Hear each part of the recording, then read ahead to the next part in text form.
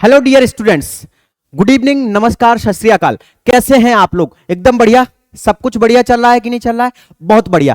तो सब कुछ बढ़िया चल रहा है, उसी के साथ में हम लोग अपनी पढ़ाई को भी और बढ़िया कर लेते हैं तो और मजा आ जाएगा कि नहीं आ जाएगा? तो इसी कड़ी में हम लोग आज से सिविक्स को पढ़ना स्टार्ट करते हैं और सिविक्स का जो सबसे पहला चैप्टर है पावर शेयरिंग, आज हम लोग उसके बारे में चर्चा करेंगे। ठीक है, तो सब लोग अपनी कुर्सी की पेटी बांध लो, क्योंकि पता नहीं चलने वाला है, समय कब बीत जाएगा, है ना? तो जल्दी से अपनी अपनी कॉपी निकाल लो, क्योंकि हमें सब कुछ लिखते जाना है, नोट्स बनाते जाना है और साथ साथ में मैं जो कुछ भी बोल रहा हूं वो हर चीज महत्वपूर्ण है, उसको भी क्या करना है, ध्यान से सुनना है। ठीक है, क्लियर है ये बात?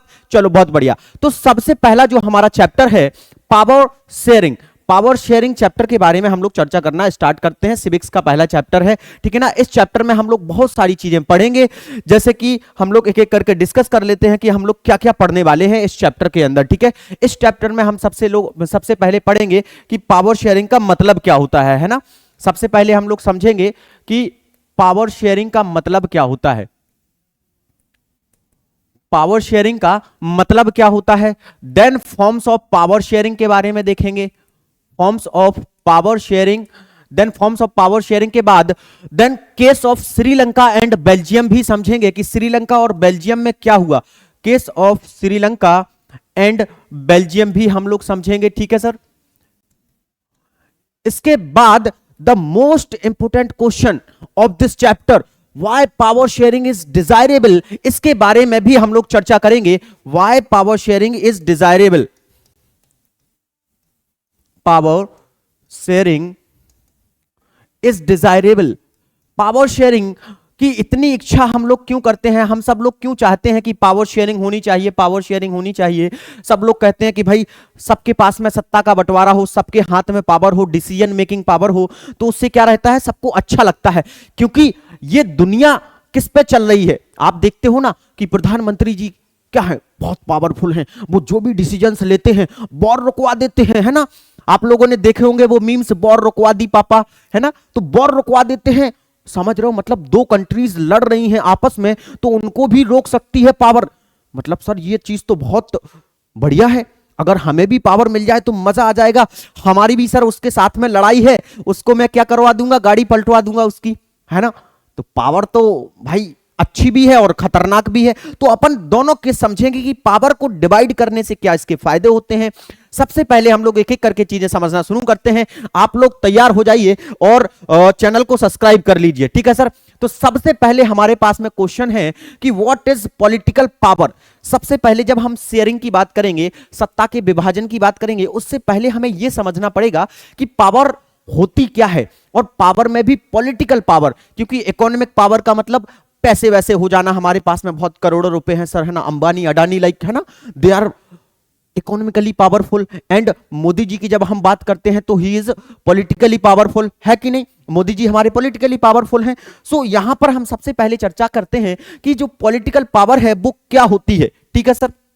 देखो बहुत सिंपल है, इजी है। मोदी जी को अपन जैसे ही स्क्रीन पे देखते हैं अपन का मन करता है कि यार मोदी जी आज तो हमारे लिए कुछ नया समाचार लेकर के आए होंगे, मोदी जी हमारे लिए शायद हो सकता है 15 लाख हमारे अकाउंट में आप डलवा देंगे, फाइनली हमारे लिए रोजगार मिल जाएगा। तो क्यों हमें उनसे इतनी आशा रहती है, हम क्यों उनसे इतना ज्यादा इन्फ्लुएंस हो जाते हैं कि नहीं हो जाते हैं? अपने भाई चाचा विधायक जी से भी हम इतने इन्फ्लुएंस रहते हैं कि नहीं रहते हैं? Exactly. So what is political power? Political power is nothing, it is क्या है sir? It is the capacity of an individual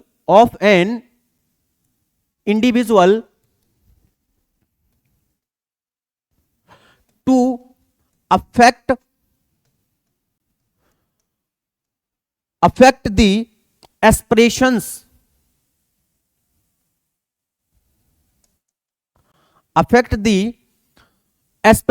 or like desires of other people, है ना? what desires of others, मतलब अगर आप desires of others, अगर आप दूसरे लोगों की जो भी इच्छाएं हैं, जो भी उनकी जरूरतें हैं, जो भी उनकी एस्पिरेशंस हैं, अगर आप उनके लिए क्या कर पा रहे हो, अफेक्ट कर पा रहे हो या इन्फ्लुएंस कर पा रहे हो, क्या कर पा रहे हो, इन्फ्लुएंस कर पा रहे हो, तो ऐसी स्थिति में हम उसको क्या बोलते हैं कि ये जो बंदा है या बंदी है वो क्या है, पावरफुल है। और पावरफुल भी कैसे है, पॉलिटिकली पावरफुल है। So what is the meaning of political power? Political power is nothing, it is the capacity of an individual to influence the actions, to influence the desires और actions, है ना।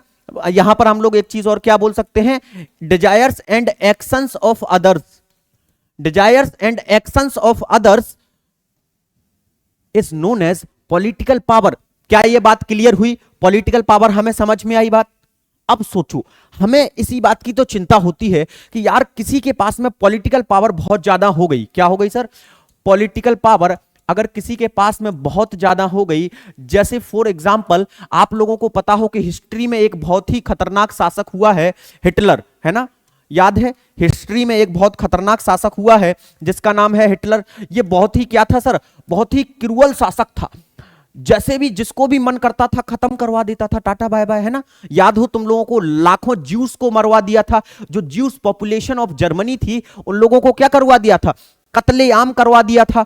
तो अब ये तो बहुत खतरनाक चीज हो जाती है कि यार अगर किसी के पास में जो पॉलिटिकल पावर है, जो पॉलिटिकल पावर है अगर वो किसी के पास में बहुत ज्यादा हो जाती है और उसके ऊपर किसी का भी कंट्रोल नहीं रहता है, याद रखना क्या है सर, किसी का भी कंट्रोल या there is no restraint on the use of that particular person's power.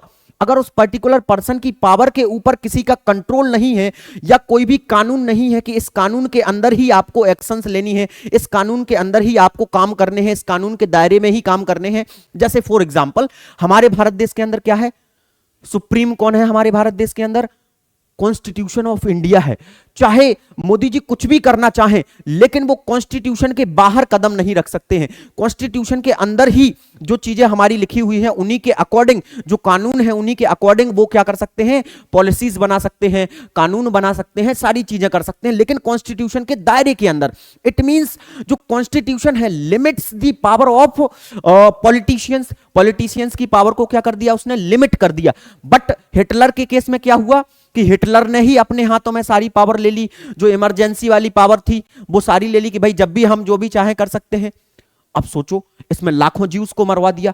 मतलब सर हमें टेंशन इस बात की है कि ये जो पावर है अगर इसके ऊपर किसी का कंट्रोल नहीं रहेगा, या इसको दूसरे शब्दों में बोलें कि अगर किसी एक बंदे के हाथ में कॉन्सेंट्रेशन ऑफ पावर हो जाए, क्या हो जाए, कॉन्सेंट्रेशन ऑफ पावर हो जाए, तो क्या हो सकता है सर, इस पावर का वो इंसान क्या करेगा, मिस यूज करेगा। क्या करेगा, मिस यूज करेगा। जैसे कि हिटलर ने मिस यूज किया, तो सर हमें इस मिस यूज से ही तो डर लगता है।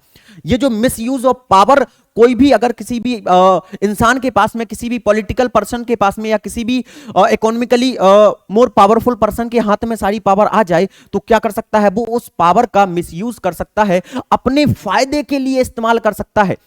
तो we are afraid from this concentration of power. अब इस कॉन्सेंट्रेशन ऑफ पावर को रोकने के लिए हम लोगों ने क्या कॉन्सेप्ट लाया, इस कॉन्सेंट्रेशन ऑफ पावर को रोकने के लिए हमने कहा कि भाई एक जन के हाथ में इतनी पावर होनी ही नहीं चाहिए। आप क्या कर दो, इस पावर को डिवाइड कर दो, आप क्या कर दो, इस पावर को शेयर कर दो। तो यहां से फिर नई कल्पना निकली या नई परिभाषा निकली कि पावर को क्या कर दो, आप शेयर कर दो। ये जो कॉन्सेंट्रेशन ऑफ पावर हो रहा है, इस कॉन्सेंट्रेशन ऑफ पावर को हमें क्या करना है, लिमिट करना है। और लिमिट करने के लिए आप लोगों ने एक बहुत फेमस कोटेशन सुनी होगी, power corrupts, power corrupts and absolute power corrupts absolutely. मतलब आपको, आपके पास में सत्ता है तो वो आपको भ्रष्टाचारी बना सकती है, लेकिन आपके हाथों में बहुत ज्यादा पावर है तो आप बहुत बड़े वाले भ्रष्टाचारी बनोगे, समझ रहे हो, और फिर देश छोड़ करके भागना पड़ेगा। याद हो, तुम लोगों को याद आ रहा हो, एक दो एग्जाम्पल है ना, नीरव मोदी का एग्जाम्पल याद आ रहा है ना, नीरव मोदी बैंक फ्रॉड करके निकल लिया, है ना।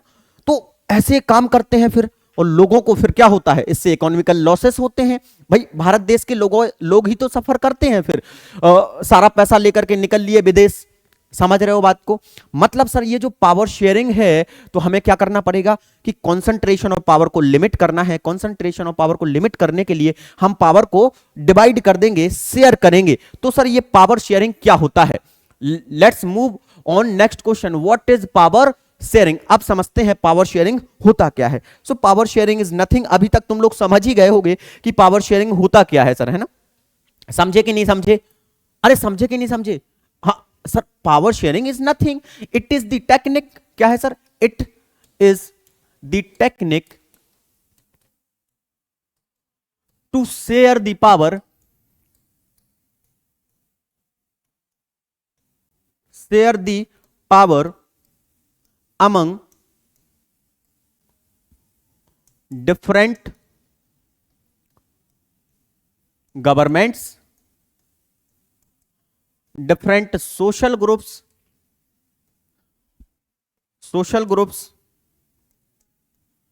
and political parties,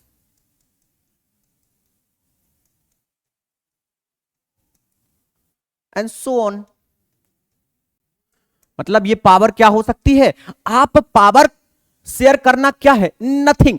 power share करना सिर्फ एक तरीका है, एक टेक्निक है जिसके माध्यम से हम क्या करते हैं, पावर को डिवाइड कर देते हैं अलग अलग सोशल ग्रुप्स के बीच में, अलग अलग गवर्नमेंट के बीच में, अलग अलग पॉलिटिकल इंस्टीट्यूशंस के बीच में, अलग अलग एडमिनिस्ट्रेटिव इंस्टीट्यूशंस के बीच में, इनके बीच में हम क्या कर देते हैं, पावर को डिवाइड कर देते हैं, शेयर कर देते हैं।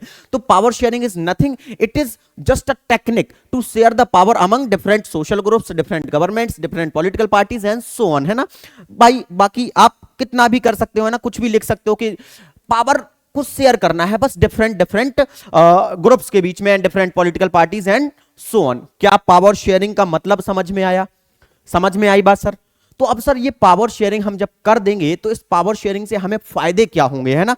Let's discuss the benefits of the power sharing. What are the major benefits of the power sharing, है ना? पावर शेयरिंग के मेजर बेनिफिट्स क्या हो सकते हैं हमारे लिए? आप लोग खुद सोचो। जैसे सोचो फॉर एग्जाम्पल, आपके घर में ना, घर में क्या है कि भाई आप हो, है ना, आप हो, मम्मी पापा हैं आपके, है ना, और आपकी छोटी बहन है, ठीक है? आप हो, आपके मम्मी पापा हैं और आपकी छोटी बहन है। आप 4 लोगों का परिवार है, ठीक है? क्या है? 4 लोगों का परिवार है। अब 4 लोगों के परिवार में ये क्या हो गई, आपकी मम्मी हो गई, है ना, और ये फादर हो गए, और ये आपकी सिस्टर हो गई, और ये आप, ठीक है ना, आपको मान लेते हैं एक्स, ठीक है? आप कौन हो गए? एक्स हो गए, ठीक है सर? सर हम तो वैसे भी एक्स हैं, क्या ही बताएं आपको, है ना, जीवन में दुख तो बहुत हैं वैसे भी हमारे। तो देखो समझो, यहां मुद्दे की बात को समझो। मुद्दे की बात यह है कि जैसे आपकी ये फैमिली है, अब फैमिली में सारे के सारे डिसीजंस आपके पिताजी ही लेते हैं, है ना? सारे के सारे डिसीजंस कौन लेता है? आपके पिताजी लेते हैं। पिताजी बोलते हैं कि इस मॉल से हम लोग शॉपिंग करने चलेंगे, अब पैसे नहीं है तो वो शॉपिंग नहीं करेंगे, या बाहर नहीं चलेंगे, घूमने नहीं जाएंगे, क्योंकि भाई पैसे नहीं बचते हैं पापा जी के पास में, है ना? अब नौकरी करते हैं तो नौकरी में इतने सारे पैसे थोड़ी ना होते हैं, होते भी हैं तो फिर समझ रहे हो, अब भविष्य में तुम लोगों की पढ़ाई लिखाई का खर्चा और सब कुछ भी तो उठाना है। तो अब पापा जी के पास में इतने पैसे नहीं है, लेकिन मम्मी का तो मन कर रहा है कि शॉपिंग जाना है, आज बाहर खाने जाना है, लेकिन डिसीजन मेकिंग पावर किसके पास में है? पापा जी के पास में है। तो पापा जी ने बोल दिया कि नहीं, अपन नहीं जाएंगे शॉपिंग करने। अब मम्मी सुबह से ही क्या कर रही है? कलेश कर रही है ना, सुबह से ही पापा से लड़ रही है। आप लोगों की भी 1-2 बार कुटाई हो चुकी है बीच में ही, है ना, इसी चक्कर में कि मम्मी को शॉपिंग नहीं ले जा रहे हैं। तो यहां पर क्या हो रहे हैं? कलेश होना शुरू हो गए। क्यों होना शुरू हुए कलेश? क्योंकि जो डिसीजन मेकिंग पावर है वो किसके पास में है सर? डिसीजन मेकिंग पावर पिताजी के पास में है, फाइनेंसिस भी पिताजी के पास में है, सारी की सारी पावर का कंसंट्रेशन पिताजी के पास में है। मतलब देखो, पिताजी के पास में सारी पावर होने के कारण क्या होना शुरू हो गए? यहां पर कलेश होना शुरू हो गए। तो इन कलेशों को खत्म करने के लिए ये जो प्रॉब्लम्स और ये जो कॉन्फ्लिक्ट्स होना शुरू हुए, क्या होना शुरू हुए? ये जो कॉन्फ्लिक्ट्स होना शुरू हुए, इन कॉन्फ्लिक्ट्स को रिजॉल्व करने के लिए क्या करना चाहिए कि भाई कुछ मम्मी जी डिसीजंस लेंगी, कुछ पापा जी डिसीजंस लेंगे, मिलजुल करके काम चलता रहेगा तो बढ़िया रहेगा, राइट? तो सोचो, आप लोग खुद सोचो कि हमने ये जो पावर शेयर की, इस पावर शेयरिंग से हमें क्या बेनिफिट्स मिलेंगे? इस पावर शेयरिंग से हमें क्या बेनिफिट्स मिलेंगे? आप लोग खुद सोच के बताओ मुझे। तो पावर शेयरिंग से सबसे बड़ी चीज तो हमें यह चीज समझ में आ रही है सर कि जो कॉन्फ्लिक्ट है, क्या है सर? पहली चीज हमें यह समझ में आ रही है कि जो कॉन्फ्लिक्ट हैं, कॉन्फ्लिक्ट्स क्या हो जाएंगे? रिजॉल्व हो जाएंगे। हो जाएंगे कि नहीं हो जाएंगे? फॉर एग्जाम्पल समझो कि स्टेट गवर्नमेंट और सेंट्रल गवर्नमेंट के बीच में चल रही है कोई भी दिक्कत चल रही है, फॉर एग्जाम्पल जैसे कि तमिलनाडु का एग्जाम्पल ले लेते हैं और कर्नाटक का एग्जाम्पल ले लेते हैं। इनके बीच में क्या चलता रहता है? रिवर वाटर डिस्प्यूट चलता रहता है कि नहीं चलता रहता है? आप लोगों ने कभी तो सुना ही होगा, है ना, कावेरी रिवर वाटर डिस्प्यूट। तो अब ये तो बड़ी दिक्कत है। अब सोचो कि जो कर्नाटक वाले लोग हैं या जो तमिलनाडु की गवर्नमेंट है वो क्या कर दे, इन दोनों के बीच में जो पानी का बंटवारा है वो प्रॉपर हो जाए तो कोई दिक्कत नहीं है। लेकिन क्या होता है कि जो तमिलनाडु वाली गवर्नमेंट है बोलते हैं कि नहीं अपन पानी नहीं देंगे, छोड़ेंगे नहीं पानी। तमिलनाडु वाले शिकायत करते रहते हैं, कर्नाटक वाले शिकायत करते रहते हैं कि हमारे लिए पानी की प्रॉब्लम है। बेंगलुरु, है ना, याद हो कितने ज्यादा पानी की जो है स्कार्सिटी से जूझ रहा था अभी कुछ दिन पहले ही। समझ में आ रही है बात? मतलब कि यार जो कॉन्फ्लिक्ट्स होते हैं, अगर हम इन दोनों को पावर दे दें, दोनों के बीच में डिवाइड कर दें, तो क्या हो जाएगा, जो कॉन्फ्लिक्ट्स हैं वो रिजॉल्व हो जाएंगे। और कॉन्फ्लिक्ट रिजॉल्व हो जाने से क्या हो जाएगा? स्टेबिलिटी इन द सोसाइटी आएगी, शांति होगी कि नहीं होगी भाई?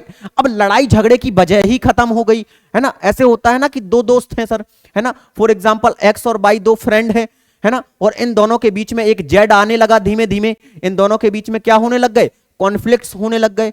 अब इन कॉन्फ्लिक्ट्स को खत्म करने के लिए हमें क्या करना पड़ेगा? ये जो जेड बीच में आ रहा था इसको हटाना पड़ेगा कि नहीं हटाना पड़ेगा? और जब जेड बीच में से हट जाएगा तो इन दोनों के बीच में शांति आएगी कि नहीं आएगी? अरे आएगी कि नहीं आएगी? खुद सोचो ना तुम लोग, होता है कि नहीं होता है ऐसे, है ना, कि भाई हाँ ये मेरा बेस्ट फ्रेंड था, लेकिन अब बेस्ट फ्रेंड धीमे धीमे रात में चैटिंग करने लगा है, खूब सारी बातें होने लगी हैं, तो फिर अब वो मुझ पर ध्यान ही नहीं देता है।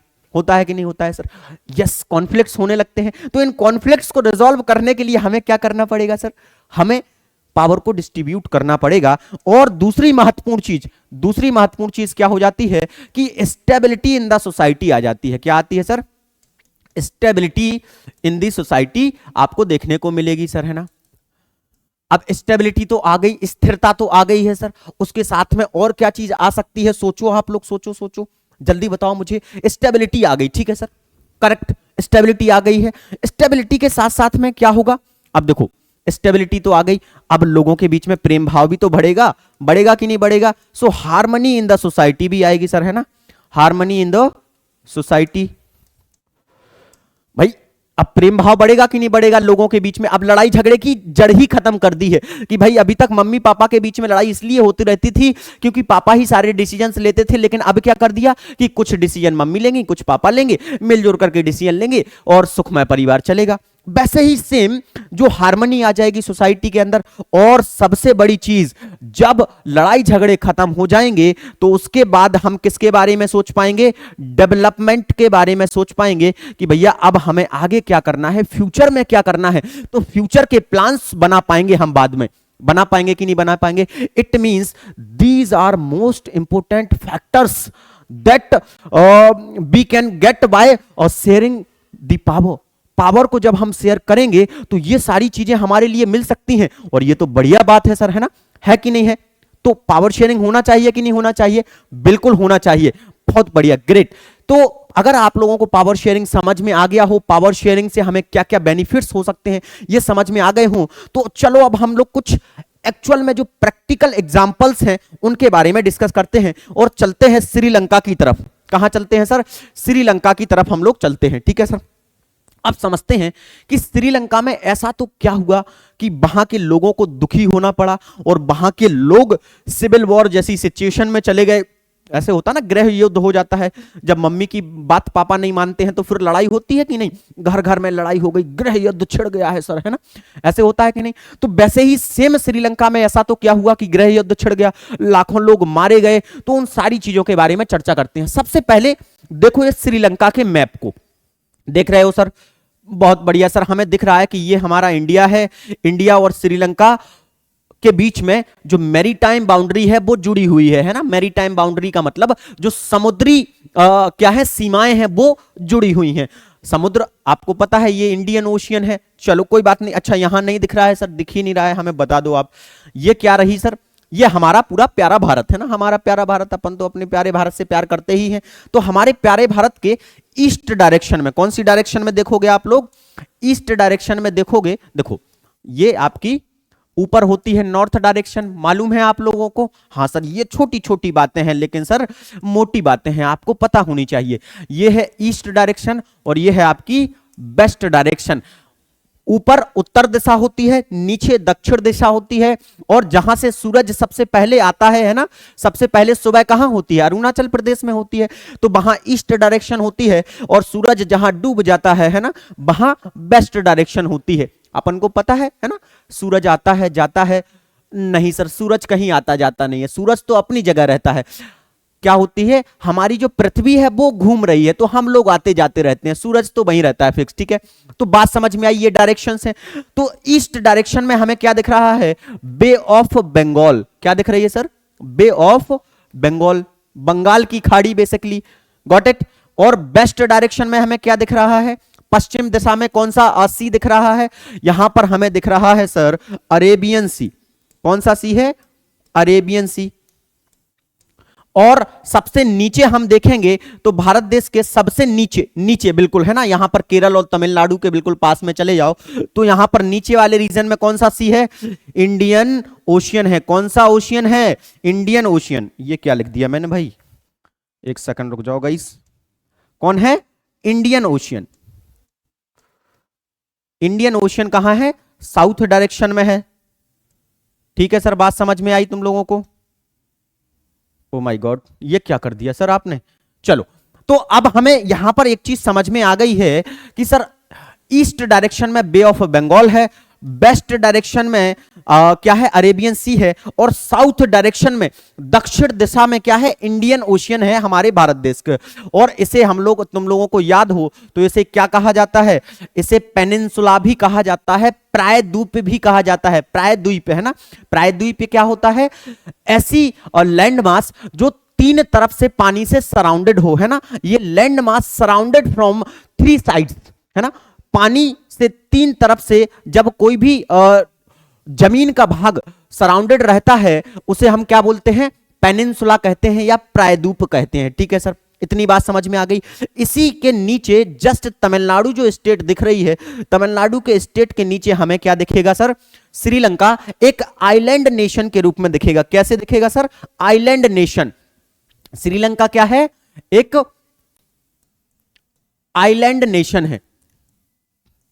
आइलैंड का मतलब समझते हो तुम लोग, है ना। श्रीलंका क्या है सर, श्रीलंका है एक आइलैंड नेशन। श्रीलंका क्या है, एक आइलैंड नेशन है, मतलब ये चारों तरफ से पानी से घिरा हुआ है। क्या है, ये चारों तरफ से पानी से घिरा हुआ है। श्रीलंका क्या है, चारों तरफ से पानी से घिरा हुआ है। ये land mass which is surrounded from all side by the water. ऐसा कोई भी जमीन का भाग जो चारों तरफ से पानी से घिरा हुआ होता है उसके लिए हम लोग क्या बोलते हैं, आइलैंड कहते हैं या द्वीप कहते हैं। क्या कहते हैं सर, द्वीप बोलते हैं। ठीक है सर, बात समझ में आ गई। तो श्रीलंका क्या है, एक द्वीप है, द्वीप वाला राष्ट्र है। ठीक है, ये बात समझ में आ गई, क्लियर है, इसमें कोई दिक्कत तो नहीं है। दूसरी चीज हमें समझनी है कि जो श्रीलंका है ये हमारा क्या है, यहां पर तमिलनाडु स्टेट हो गई, तमिलनाडु स्टेट, तमिलनाडु से जस्ट बॉर्डर सटा हुआ है, और इसके बीच में कौन सी स्ट्रेट है, पाक स्ट्रेट है। किसकी सर, पाक की जल डमरू, पाक जल डमरू मध्य बेसिकली इसको कहा जाता है। तुम जल डमरू मध्य को भूल जाओ, तुम सिर्फ स्ट्रेट याद कर लो। ठीक है ना, कौन सी स्ट्रेट है, पाक स्ट्रेट है। कौन सी स्ट्रेट है, पाक स्ट्रेट। देखो समझो, श्रीलंका एक आइलैंड नेशन है, भारत के साउदर्न डायरेक्शन में है, तमिलनाडु से ही बॉर्डर कहीं ना कहीं मतलब इसका मैरीटाइम बॉर्डर लगा हुआ है, मैरीटाइम मतलब समुद्री सीमा लगी हुई है। और ये किस स्ट्रेट से डिवाइड हो रहा है, जल डमरू मध्य से डिवाइड हो रहा है, पाक स्ट्रेट से। स्ट्रेट का मतलब बेसिकली ये होता है कि कोई भी एक नैरो वाटर बॉडी जब दो लैंड मास को क्या कर देती है, डिवाइड करती है, ये नैरो वाटर बॉडी, याद रखना मैंने क्या बोला, ये नैरो वाटर बॉडी। क्योंकि जब यही वाटर बॉडी क्या हो जाएगी, थोड़ी सी और चौड़ी हो जाएगी तो इसके लिए चैनल बोलने लगते हैं। क्या कहते हैं हम लोग, चैनल कहते हैं। So narrow water body divided like to land mass. जब दो जमीन के भागों को कोई एक नैरो वाटर बॉडी डिवाइड करती है तो उसे स्ट्रेट कहते हैं। बात समझ में आ गई स्ट्रेट का, बहुत बढ़िया। और यहीं पर गल्फ ऑफ मन्नार भी है, मन्नार की खाड़ी, जैसे बे ऑफ बंगाल है वैसे ही गल्फ ऑफ मन्नार, गल्फ को भी खाड़ी कहते हैं, बे को भी खाड़ी कहते हैं। इसके बारे में फिर अभी कभी और डिस्कस करेंगे, है ना, इसका मतलब क्या होता है ज्योग्राफी में डिस्कस करेंगे। सो गल्फ ऑफ मन्नार एंड पाक स्ट्रेट के माध्यम से इंडिया और श्रीलंका क्या करते हैं सर, ये डिवाइडेड हैं। ये बात समझ में आ गई।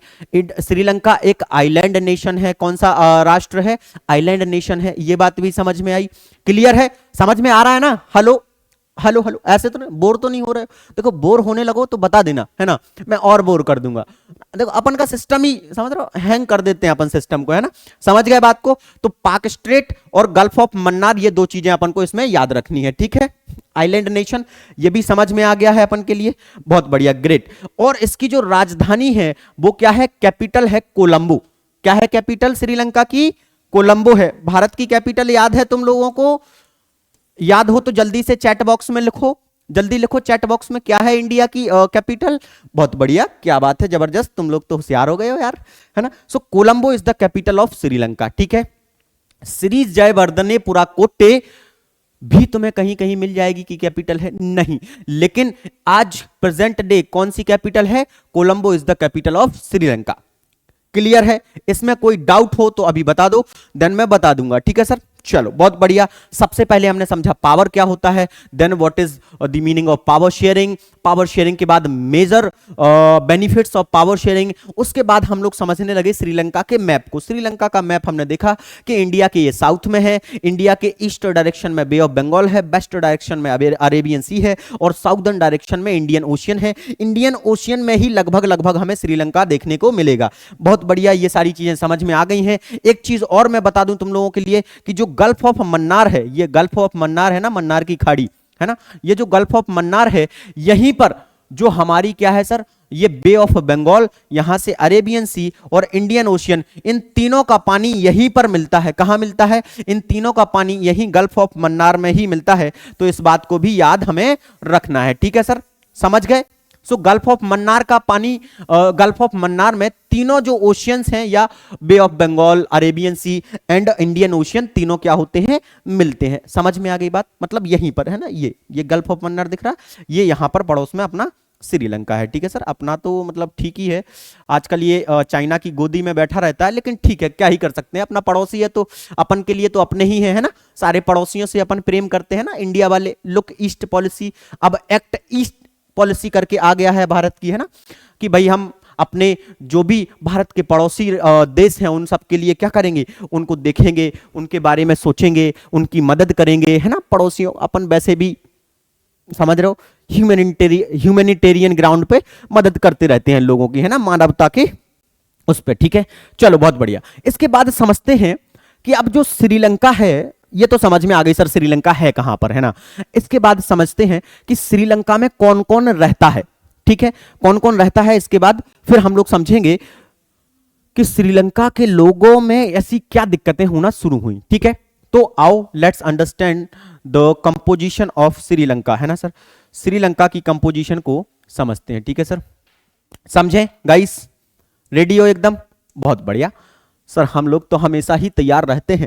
तो श्रीलंका का कंपोजिशन, कंपोजिशन का मतलब कि वहां पर कौन कौन से लोग रहते हैं, सब लोगों का मिक्सचर बेसिकली, है ना। सो डिफरेंट डिफरेंट कंपाउंड्स का जैसे मिक्सचर नहीं होता है, मिक्सचर ऑफ डिफरेंट कंपाउंड, है ना, वैसे ही mixture of different ethnic groups, है ना। सो अलग अलग जो एथनिक ग्रुप्स रहते हैं उनके बारे में चर्चा करते हैं, ठीक है sir. So ethnic composition of Sri Lanka, ethnic composition of Sri Lanka, समझे सर? रेडी हो गाइस? सर हम तो रेडी हैं, जल्दी बताओ सर, जल्दी बताओ, है ना, क्रेविंग हो रही है हमारे अंदर, जल्दी बताओ सर। चलो तो ले लो सर, है ना, ये लो गाइस। तो श्रीलंका के अंदर सबसे ज्यादा लोग जो रहते हैं, श्रीलंका के अंदर सबसे ज्यादा जो लोग रहते हैं वो कौन रहते हैं? श्रीलंका के अंदर सबसे ज्यादा जो लोग रहते हैं वो रहते हैं सिन्हालीज पीपल। कौन रहते हैं? सिन्हालीज पीपल। सिन्हाला सबसे ज्यादा कौन रहते हैं? सिन्हाला रहते हैं। इनकी अगर मैं बात करूं टोटल पॉपुलेशन की, तो टोटल पॉपुलेशन है इनकी 74%। कितनी पॉपुलेशन है? 74%, 74%। It means they are the majority of the Sri Lanka. Sri Lanka के क्या हैं ये लोग? मेजॉरिटी है। देन और कौन रहता है सर? ये बुद्ध धर्म वाले लोग हैं। कौन सा धर्म को मानते हैं ये लोग? ये मानते हैं बुद्ध धर्म को, ठीक है। इस बात को भी याद रखना है अपन को। ये सबके सब कौन हैं? बुद्धिस्ट हैं। और ये कौन सी भाषा बोलते हैं? ये भाषा बोलते हैं सिन्हालीज। कौन सी भाषा बोलते हैं?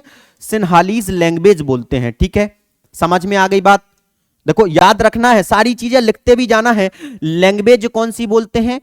लैंग्वेज कौन सी बोलते हैं? सिन्हालीज बोलते हैं। इनका रिलीजन क्या है? रिलीजन इनका बुद्धिस्ट है। और कौन सी कम्युनिटी के हैं? ये सिन्हाला कम्युनिटी के लोग हैं। क्लियर है? इसमें तो कोई दिक्कत नहीं है अपन के लिए। हाँ इजी है। लेकिन सर ये तो ठीक है, लेकिन ये यहां पर लिख दिया आपने एथनिक। ये एथनिक का मतलब क्या होता है?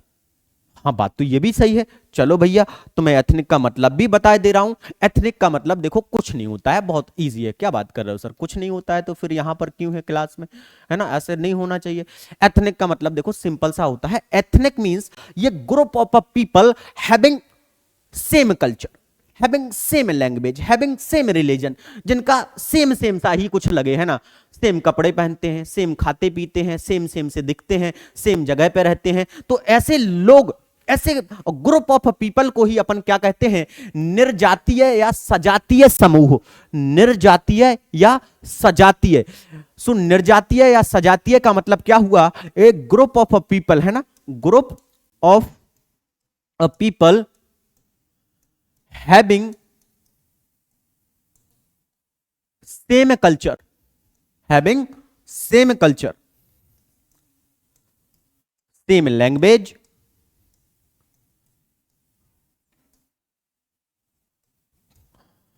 Same religion and so on, है ना सर।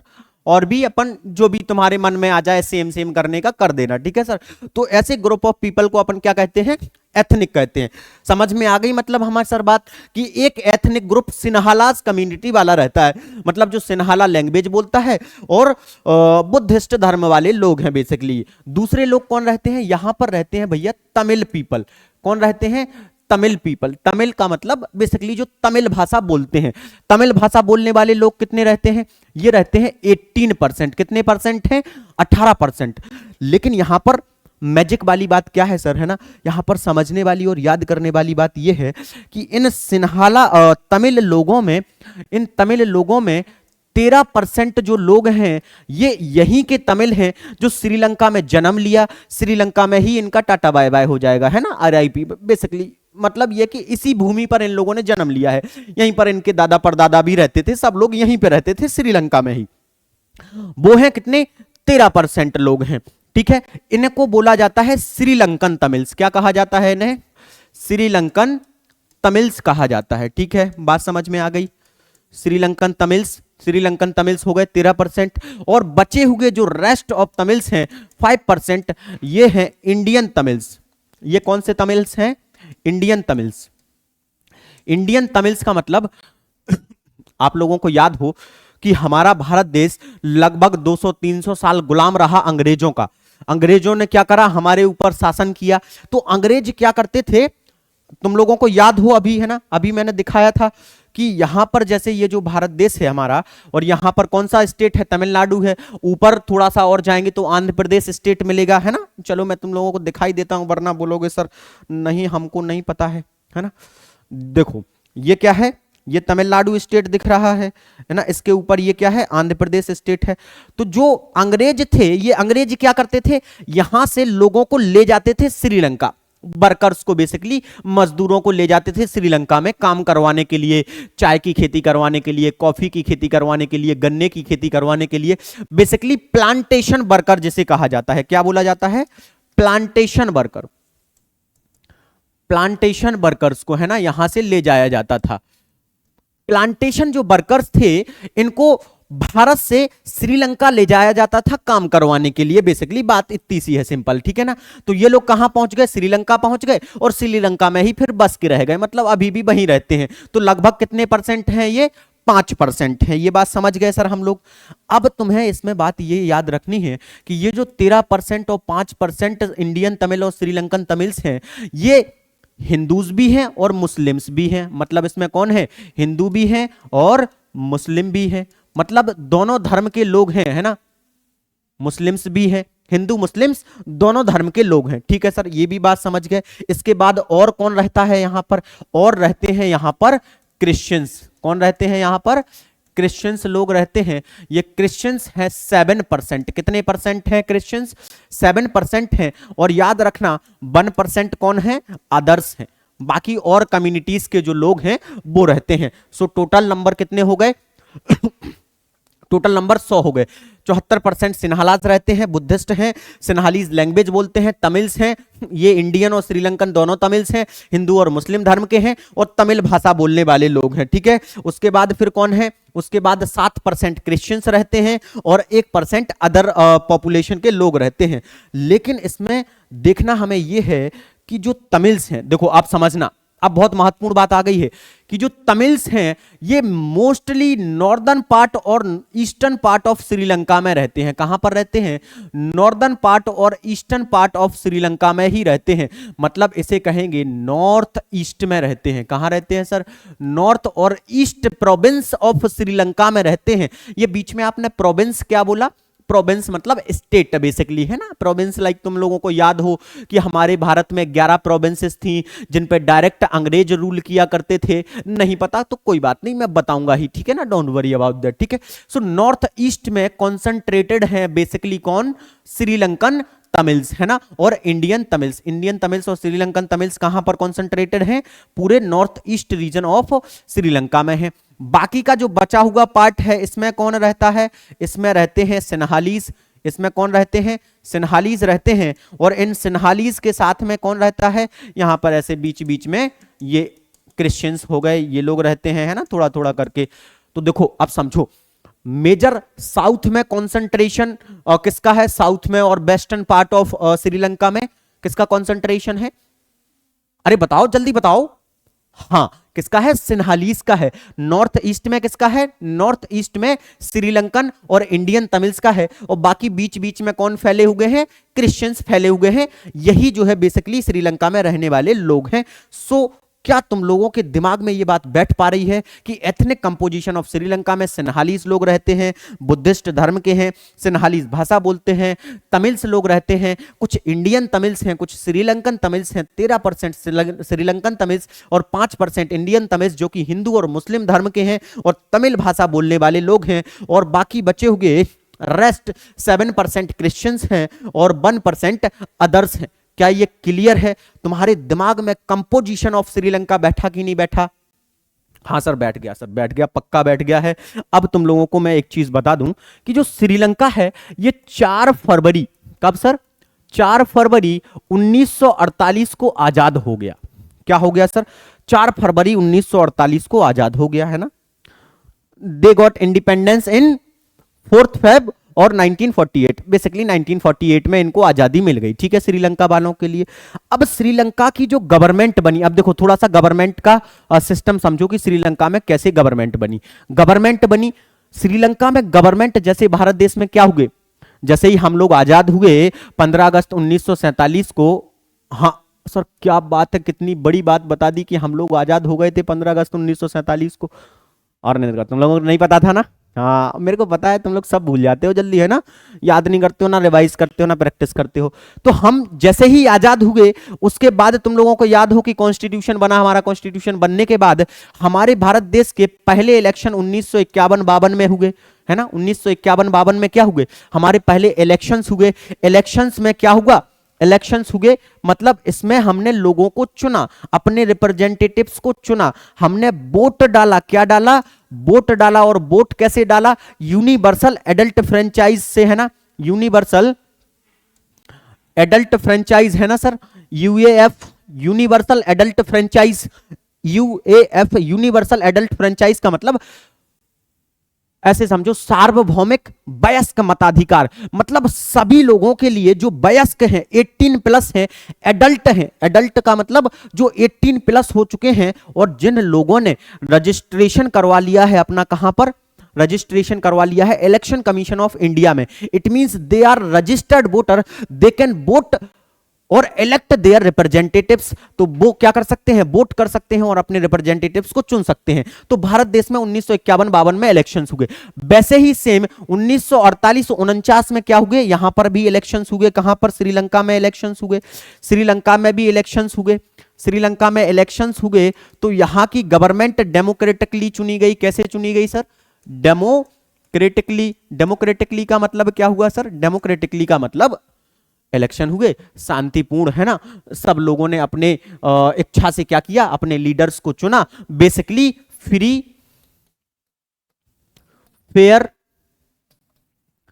और फेयर इलेक्शंस हुए।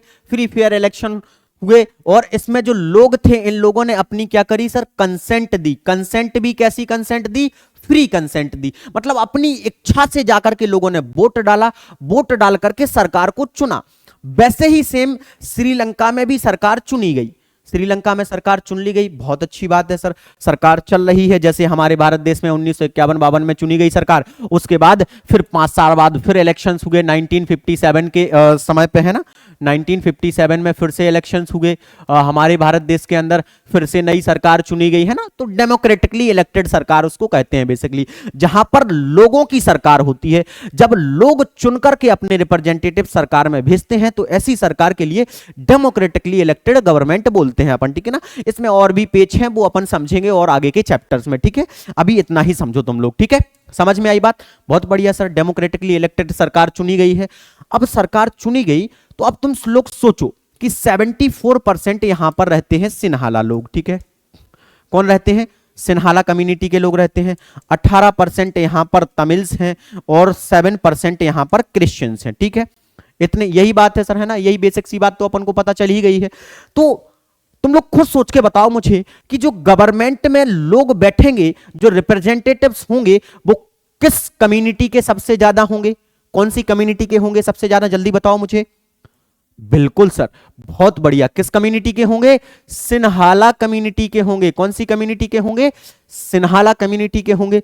अब जब सिन्हाला कम्युनिटी के लोग गवर्नमेंट में पहुंच गए हैं मेजॉरिटी में, और बाकी भी कम्युनिटी के लोग हैं वहां पे, लेकिन अब जो सिन्हाला कम्युनिटी के लोग थे, इनका, अब ऐसे होता है ना सर, जब लोगों के हाथ में पावर आ जाती है, मैंने बताया था power corrupts and absolute power corrupts absolutely, तो इनका दिमाग खराब होने लग गया।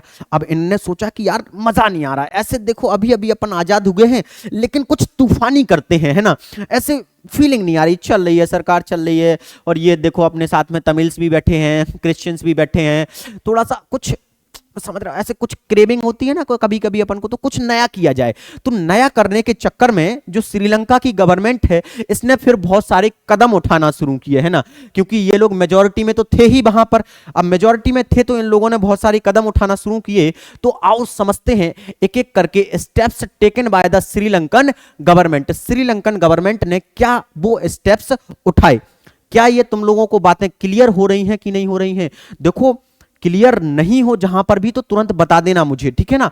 सरकार चुनी गई, 4 फरवरी को आजाद हुए 1948 में, डेमोक्रेटिकली इलेक्टेड गवर्नमेंट चुनी गई, वहां पर सब लोगों ने रिप्रेजेंटेटिव चुनी अपने, फ्री और फेयर इलेक्शंस हुए, सब कुछ बढ़िया चल रहा था। लेकिन अब इनके मन में थोड़ा सा तूफानी करने की बात आई, है ना। ऐसे होता ना कि चल आज भाई निकाल बाइक निकाल, आज तो अपन चलेंगे, है ना, कुछ बढ़िया मजेदार करके आते हैं ना, घूम के आते हैं ना, गोवा चलेंगे। वैसे जाने तो नहीं देते मम्मी पापा सर, क्या ही बताएं हम लोग, है ना। दुख तो है ही तुम्हारे जीवन में, मेरे जीवन में भी है, ठीक है, लेकिन कोई बात नहीं, अपन समझते हैं सर, है ना। तो पहला जो स्टेप है सरकार ने क्या उठाया, पहला स्टेप 1956 में श्रीलंका की गवर्नमेंट ने उठाया।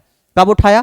अभी देखो, अभी अभी आजाद हुए थे। कब आजाद हुए थे? ये 1948 में, और जस्ट 8 साल बाद ही इन लोगों ने कांड कर दिया।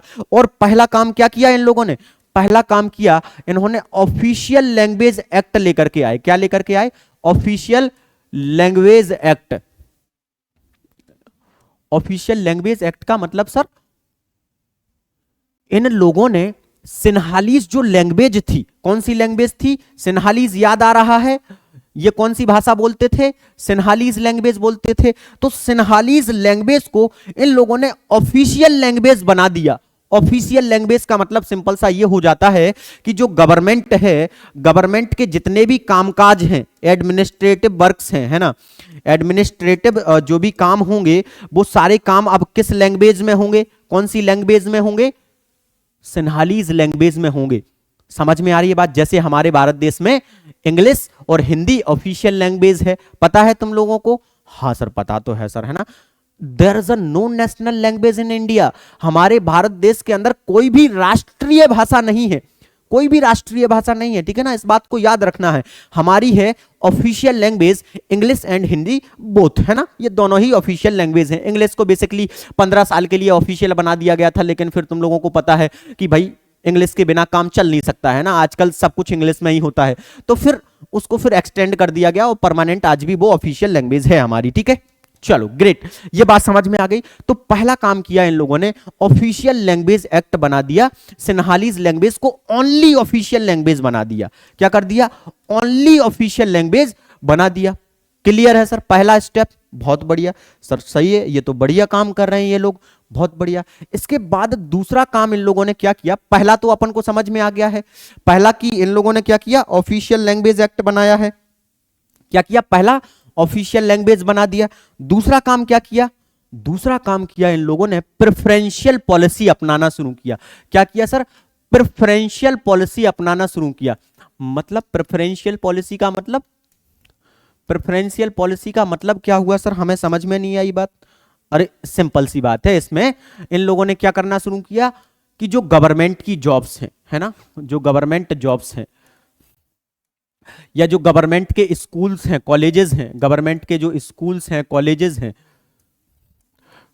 हैं, इन सब के अंदर ये मैंडेटरी कर दिया। मैंडेटरी तो नहीं कहेंगे, इस बात की प्रेफरेंस देने लगे कि जो भी आदमी, जो भी इंसान, लड़का या लड़की या कोई भी हो, सिन्हालीज लैंग्वेज बोलेगा, उसी को नौकरी मिलेगी, उसी को एडमिशन मिलेगा, वही आगे की हायर स्टडीज कर पाएगा। देखो अब समझो, अभी समझना, अब तुम अभी सिर्फ इतना समझो, है ना, इसके बाद फिर अभी समझाता हूं कि होना क्या है एक्चुअली में। सिन्हालीज लैंग्वेज, दूसरा काम किया, प्रेफरेंशियल पॉलिसी अपनाया। प्रेफरेंशियल पॉलिसी अपनाई तो गवर्नमेंट जॉब, कॉलेजेस और स्कूल्स में जो लोग सिन्हालीज लैंग्वेज बोलेंगे उनको प्रेफरेंस दी जाने लगी। और ये लोग यही नहीं रुके, अभी ऐसा ना सर, नहीं, अभी तो रुको सर, है ना, अभी तो और सुनो। अभी तो उन लोगों ने और क्या किया सर, और इन लोगों को मजा नहीं आ रही थी तो इन लोगों ने कहा कि आज के बाद से जो बुद्ध धर्म है, क्या है सर, जो हमारा बुद्ध धर्म है, इसको हम क्या करना शुरू करेंगे? फॉस्टर करना शुरू करेंगे। क्या करेंगे सर? फॉस्टर करना शुरू करेंगे। इसका मतलब कि जो प्रचार प्रसार है, अब वो क्या करेंगे सर, हम गवर्नमेंट के पैसे से करेंगे। किससे करेंगे? गवर्नमेंट के पैसे से प्रचार प्रसार करेंगे, बुद्ध धर्म का प्रमोशन करेंगे। तुम समझ रहे हो बात को, है ना? क्या करेंगे? प्रमोशन करेंगे, गवर्नमेंट के पैसे से प्रमोशन करेंगे।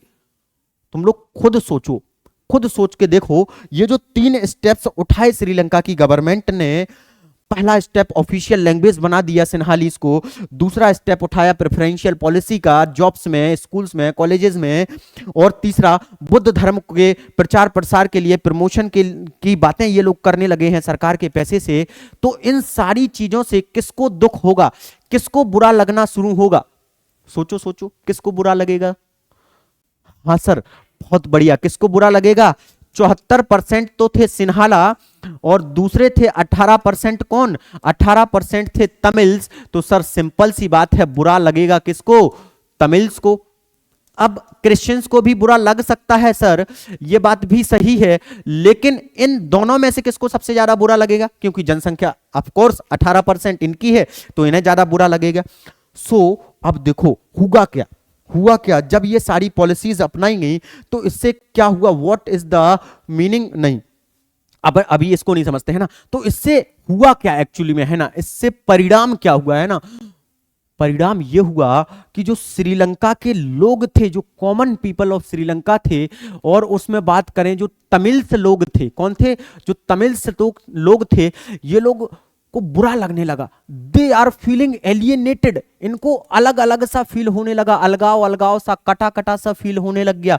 मतलब ऐसे होता है ना, जब अपन से धीमे धीमे बातें कम होने लग जाती हैं, फिर ऐसे होता ना कि अभी एक हमारा मित्र है सर, अभी हमसे रात रात भर चैट किया करता था, अब क्या हुआ है, अब उसका दूसरा मित्र बन गया है, अब वो मुझसे धीमे धीमे बातें करना कम कर दिया है, और सर एक दिन तो ऐसा हुआ कि सर ब्लॉक ही कर दिया गया मुझे।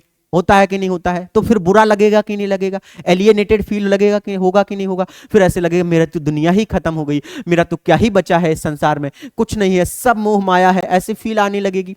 वैसे ही सेम बेचारे तमिल लोगों को फील आने लग गई कि यार हम तो एलिएनेटेड हो गए, हमें तो अलग कर दिया गया सरकार से। और दूसरी चीज एलिएनेटेड तो फील हुए ही, इनको लगा कि यार जो श्रीलंकन गवर्नमेंट है, क्या है सर, जो श्रीलंकन गवर्नमेंट है, श्रीलंकन कौन है, श्रीलंकन गवर्नमेंट है, ये हमारी जो भी एस्पिरेशंस हैं और जो भी हमारी डिजायर्स हैं, है ना, जो भी हमारी डिजायर्स हैं, जो भी हमारी डिजायर्स हैं, इन डिजायर्स का तो भैया ये लोग क्या करते हैं, ख्याल ही नहीं रखते हैं, है ना भाई, इनको तो मतलब ही नहीं है हमसे कुछ भी, कि हम क्या चाहते हैं, हमारी क्या जरूरत है, हम कहाँ घूमना जा चाहते हैं, हम क्या डेवलपमेंट चाहते हैं।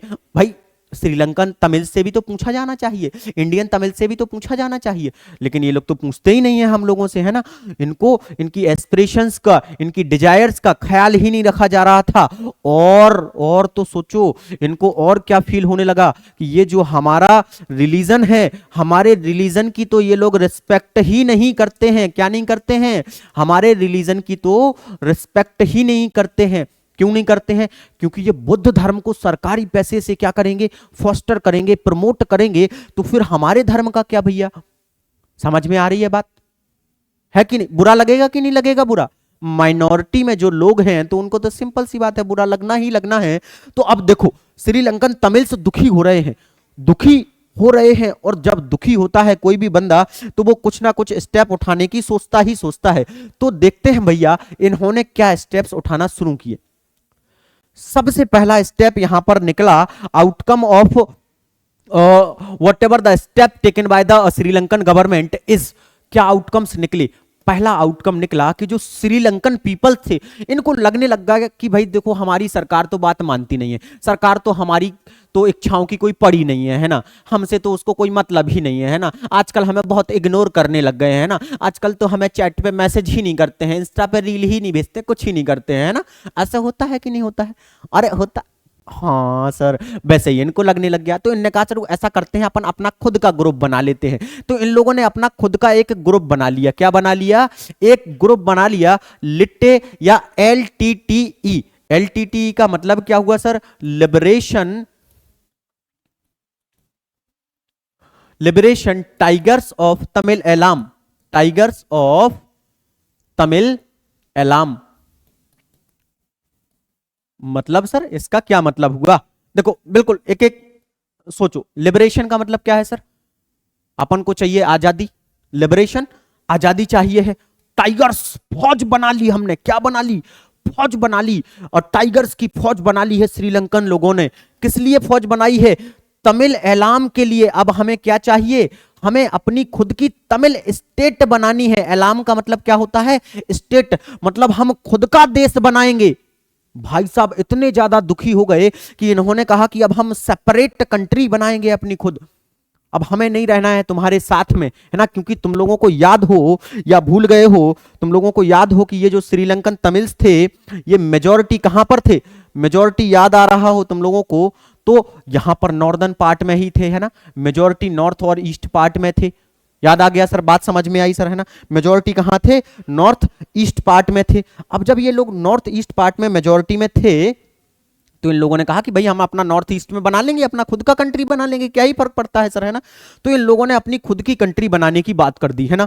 ये जो LTT ग्रुप था ये 1976 में बना लिया गया। कब बना लिया गया? 1976 में। क्योंकि दुख शुरू कब हुए थे? 1956 से। ये धीमे धीमे देखते आए श्रीलंकन तमिल्स देखते आए कि चलो ठीक है आज सरकार सुधर जाएगी, कल सुधर जाएगी, लेकिन सुधरे नहीं। 20 साल का समय बीत गया, फाइनली इन लोगों ने अपना ग्रुप बना लिया है LTTE, liberation tigers of Tamil Eelam बन गया है ग्रुप। बहुत बढ़िया।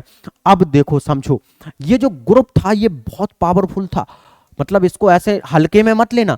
ये जो ग्रुप था इनके पास आर्म्स एंड एम्यूनेशंस सब कुछ थे सर, है ना, सब कुछ, आर्म्स एंड एम्यूनेशंस सब कुछ था, हर चीज थी इनके पास में। गोला बारूद देख लो, हेलीकॉप्टर्स देख लो, फाइटर जेट्स देख लो, हर चीज थी। मतलब दे आर वेरी पावरफुल, है ना। जैसे आजकल देखते हो ना लश्कर ए तैयबा, आईसिस हो गया, ये सारे बड़े बड़े आतंकवादी ग्रुप है कि नहीं है, इनके पास में हर चीज होती है कि नहीं होती है, पैसा पैसा तो खूब ही होता है। वैसे ही सेम ये भी था, आर्म्स एंड एम्यूनेशंस हर चीज इनके पास में थी, है ना। तो अब सर हर चीज है इनके पास में, तो अब ये क्या करेंगे, अब धीमे धीमे धीमे धीमे इन लोगों ने कहा कि भाई सरकार तो हमारी बात सुन नहीं रही है, देखो, है ना, ऐसे काम चलेगा नहीं, काम नहीं चलेगा। तो इन लोगों ने कहा कि देखो अब हम सरकार से क्या लेंगे, अब सरकार को हम मुंह तोड़ जवाब देंगे और सरकार को घुटनों पे ला देंगे। और घुटनों पे ला देने के लिए इन लोगों ने जो श्रीलंका के जो भी ऑफिसर्स थे या जो भी ऑफिशियल्स हुआ करते थे, है ना, ऑफिशियल्स का मतलब बेसिकली जो सरकार में लोग हैं, है ना, जैसे मंत्री हो गए, संतरी हो गए, एमपीज हो गए, ये सारे लोग, है ना, और गवर्नमेंट के ऑफिसेस में काम करने वाले लोग थे, उन सब लोगों के ऊपर ये जो एलटीटी ग्रुप बनाया गया था, इस ग्रुप के लोगों ने अटैक करना शुरू कर दिया। क्या करना शुरू कर दिया, अटैक करना शुरू कर दिया। क्यों अटैक करना शुरू कर दिया, क्योंकि हमको चाहिए आजादी। किस बात से आजादी, तमिल सिन्हालीज लोगों से आजादी। हमें अपना खुद का देश बनाना है, खुद का देश बनाना है तो हमें इनको कुटाई करनी पड़ेगी। तो कुटाई करना शुरू कर दिया, अटैक करना शुरू कर दिया। कब अटैक करना शुरू किया सर, ये 1983 में इन लोगों ने सबसे पहले अटैक कर दिया अटैक सर। बड़ा खतरनाक चीज है सर, है ना, अटैक कर देना। लड़ाई पे उतर आए भाई साहब, ऑफिसर्स को मारा जा रहा है, गोला बारूदें चल रही हैं, बंदूकें चल रही हैं, और हजारों और लाखों लोग मारे जा रहे हैं, है ना, हजारों लाखों लोग मारे गए भाई साहब। मैं बता रहा हूं तुम लोगों के लिए, ये जो वॉर था, ये जो लड़ाई थी, घर ही घर में लड़ाई हो गई। जैसे तुम लोगों को मैंने बताया था भैया, मम्मी और पापा जब लड़ने लग जाए, है ना, तो इसके लिए क्या कहते हैं, है ना, ये घर का युद्ध हो गया, है ना। मम्मी और पापा जब लड़ने लग जाए तो क्या कहते हैं, इसके लिए सिविल वॉर बोलते हैं कि नहीं बोलते हैं सर, है ना। अरे कहते हैं कि नहीं कहते हैं, सिविल वॉर हो जाता है कि नहीं, घर में कभी कभी गृह युद्ध हो जाता है कि नहीं। वैसे ही सेम ये घर के ही लोग आपस में लड़ बैठे भाई, तमिल्स लोग और सिन्हालीज लोग क्या हो गए, आपस में लड़ बैठे, तो स्टार्ट हो गया सिविल वॉर। सिविल वॉर कब स्टार्ट हो गया है, 1983 में। और ये एंड कब होता है, एंड होता है जाकर के 2009 में। कब जाकर के एंड हो रहा है, 2009 में जाकर के एंड होता है। और मैं तुम लोगों के लिए बता दूं जानकारी के लिए कि इस लड़ाई में लाखों लोग मारे गए, है ना सर।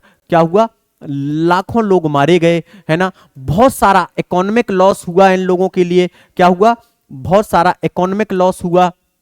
भैया आप सोचो ना, तुम घरों पे गोला बारूद दागोगे, सड़कें मिटा दोगे, बड़ी बड़ी बिल्डिंग्स तोड़ दोगे, ब्रिजेस को उड़ा दोगे, तो क्या होगा, इकोनॉमिक लॉस होगा कि नहीं होगा, बिल्कुल होगा सर, बिल्कुल हुआ। इनको भी इकोनॉमिक लॉस हुआ, उसके साथ साथ में पॉलिटिकल इंस्टेबिलिटी आई इनके यहां पर कि नहीं आई सर, है ना। पॉलिटिकल इंस्टेबिलिटी आई कि नहीं आई सर, है ना। पॉलिटिकल इंस्टेबिलिटी आई कि नहीं आई यहां पर, बिल्कुल आई सर, है ना। पॉलिटिकली इंस्टेबल होगा, अस्थिरता की स्थिति आ गई, है ना। और क्या हुआ सर यहां पर, सोचो तुम लोग सोचो, जल्दी बताओ मुझे, और क्या हुआ। देखो इकोनॉमिक लॉस हुआ, पॉलिटिकल इंस्टेबिलिटी आई, और देखोगे सर जो कॉन्फ्लिक्ट्स थे वो बहुत ज्यादा मेजर पीक पर पहुंच गए। इनके बीच में जो कॉन्फ्लिक्ट्स थे वो क्या हो गए, वो पीक पर पहुंच गए, है ना। कहां पहुंच गए, एकदम शिखर पर पहुंच गए सर, पीक पर पहुंच गए। ये सारी चीजें हमें देखने को मिल रही हैं because of the civil war.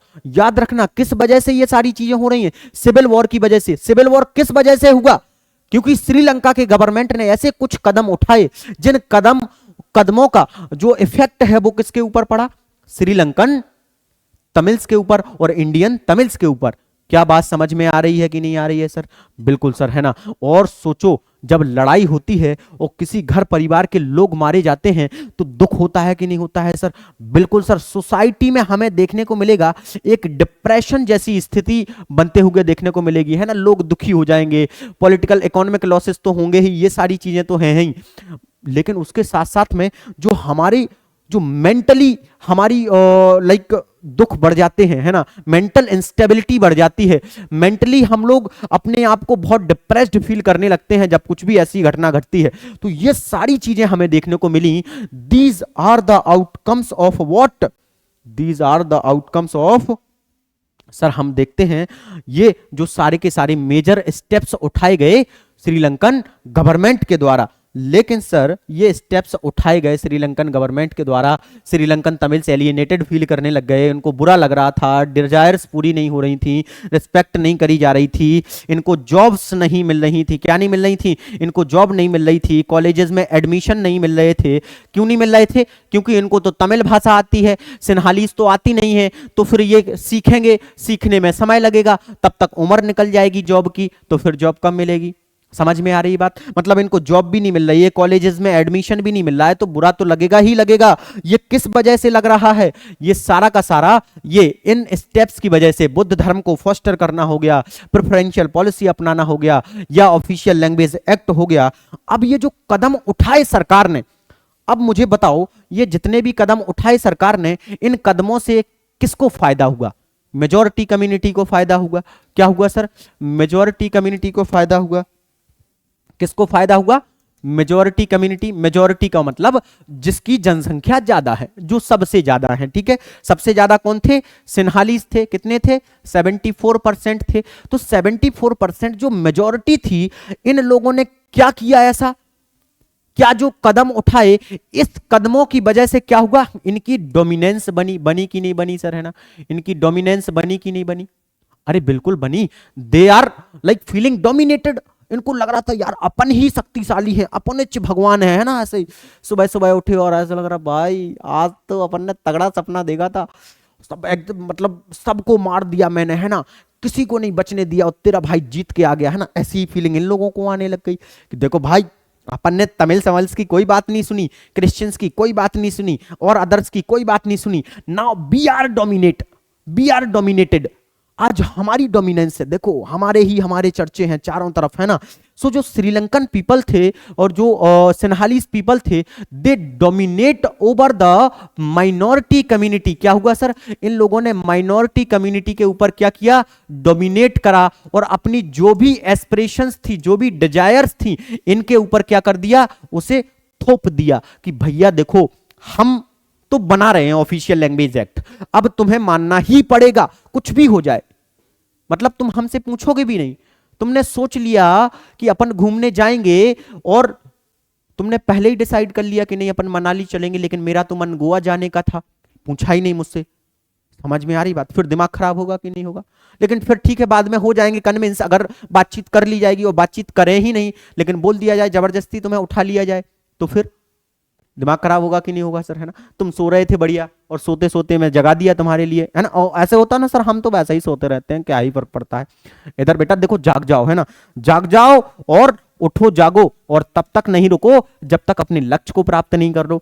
तो लक्ष्य को प्राप्त करने के लिए जो मेजॉरिटी कम्युनिटी थी, इन लोगों ने क्या कदम उठाए? अपने डोमिनेंस को बनाने के लिए क्या कदम उठाए, वो हमने देख लिए हैं।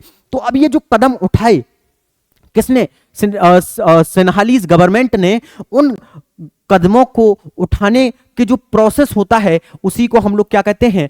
मेजॉरिटेरियनिज्म कहते हैं। क्या कहते हैं? मेजॉरिटेरियनिज्म। बहुसंख्यकवाद। बहुसंख्यकवाद का मतलब जब बहुत संख्या में जो लोग हैं, majority community dominates over, when majority community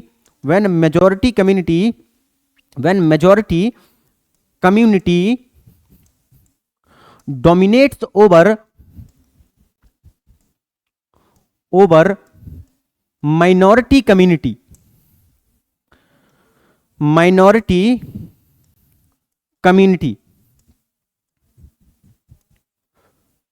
is known as majoritarianism। ठीक है सर, बात समझ में आई? सो मेजॉरिटेरियनिज्म क्या है? बेसिकली नथिंग, कुछ भी नहीं है सर।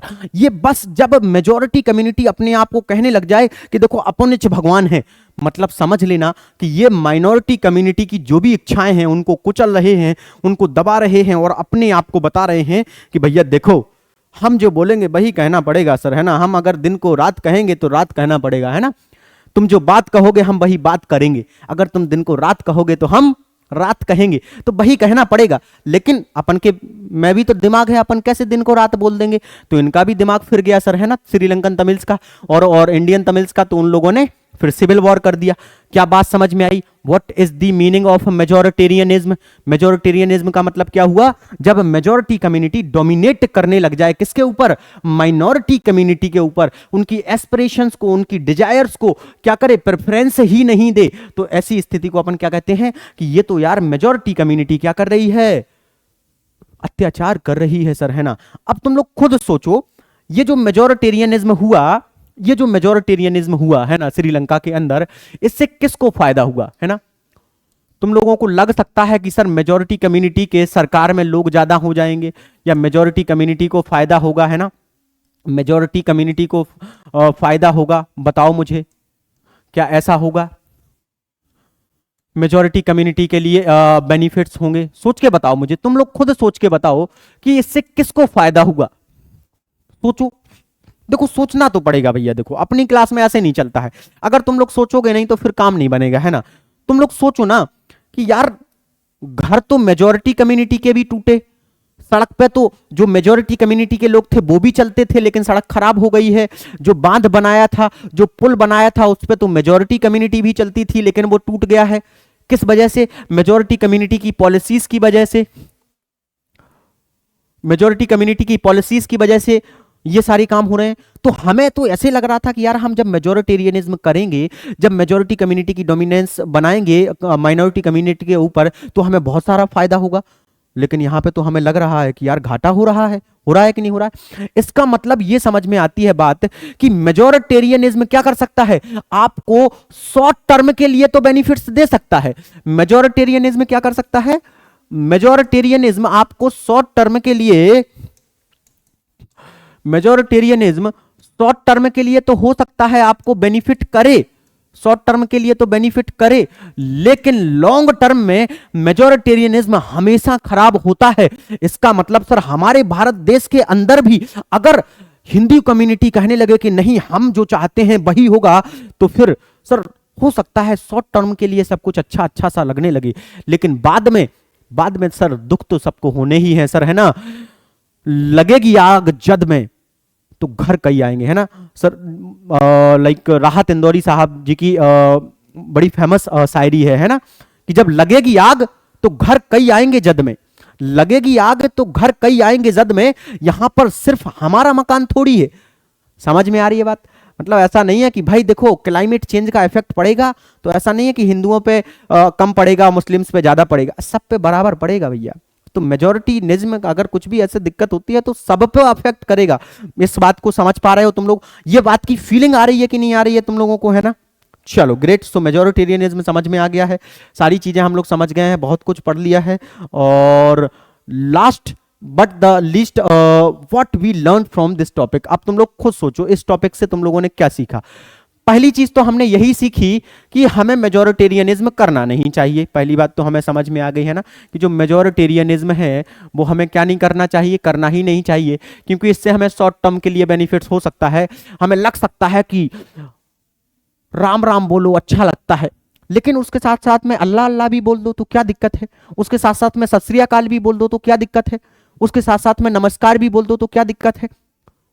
सब बोलो ना भाई, क्यों अपन को इतना वो करना है कि नहीं बोलो तो राम राम ही बोलो, नहीं अल्लाह अकबर नहीं बोलिए, नहीं सत श्री अकाल मत बोलिए। क्यों सर, क्यों? सब लोग रहिए, डाइवर्सिटी है ना, डाइवर्सिटी इन बेसिकली हम लोग क्या रहते हैं, है ना। So diversity like equality in diversity, है ना। तो डाइवर्सिटी के अंदर क्या है सर, इक्वालिटी है, तो अपन सब लोग बराबर रहो ना, क्यों ही परेशान होना है। पहली चीज तो हमें ये समझ में आ गई।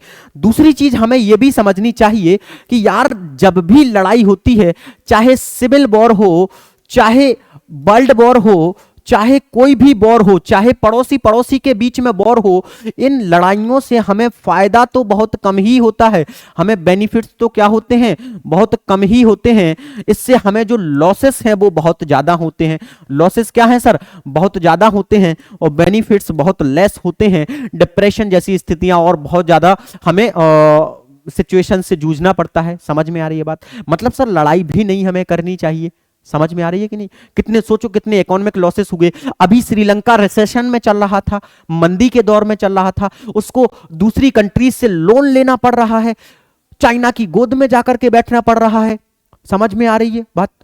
मतलब आपको भी समझ रहे हो? इसलिए हमें क्या करना है, हमें याद रखना है कि लड़ाई नहीं करनी है, मेजोरिटेरियनिज्म जैसी ये जो सोच है इसको नहीं लाना है, क्योंकि हमारे देश में सर्वधर्म समभाव की बात करी जाती है, अतिथि देवो भव की बात करी जाती है। क्या बात है, समझ में आई? आज जो कुछ हमने पढ़ा, majoritarianism in Sri Lanka, composition in Sri Lanka, and what are the major outcomes of the majoritarianism in Sri Lanka. इसके बाद और क्या क्या समझा हमने, what is the meaning of the majoritarianism, ये इसको भी हमने समझा। उसके साथ साथ में बहुत सारी चीजों को हमने आज समझ लिया है।